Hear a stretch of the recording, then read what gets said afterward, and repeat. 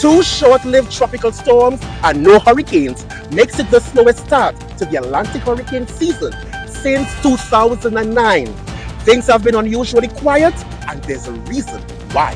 It's called El Niño, and it's developing thousands of miles away in the Pacific, but its influence reaches all the way into the Atlantic, creating an environment that is much harder for hurricanes to form. And because of this, NOAA just released its hurricane season forecast, and they are expecting activity to remain below average.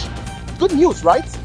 But with the peak of the hurricane season quickly approaching, should you let your guard down? I am meteorologist Deshaun Robinson. We have a lot to discuss. Before we answer that question, let's talk about El Niño. El Niño describes the unusual warming of the tropical Pacific Ocean, and that warmth can dramatically alter the atmosphere's circulation around the globe. This El Niño has meteorologists scratching their heads because of how strong it is. Based on the latest trends, it's on track to become the strongest El Niño on record. So how can something happening in the Pacific impact hurricanes in the Atlantic? Think of the atmosphere as one giant interconnected system.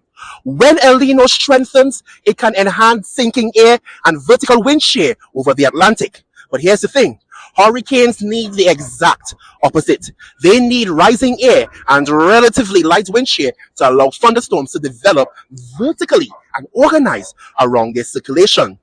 Think of wind shear as a giant pair of scissors. It can literally tear apart thunderstorms that tropical cyclones need to survive. They need these thunderstorms to grow.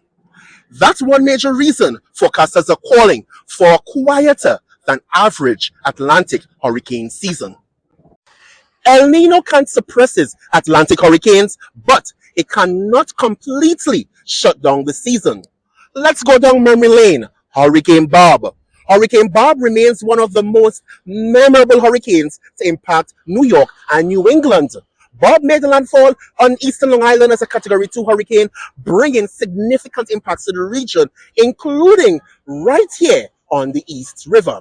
That happened in an El Niño year. So even in a quiet season, hurricanes can still happen. And actually right now, forecasters are watching two tropical waves that could potentially develop in the coming days.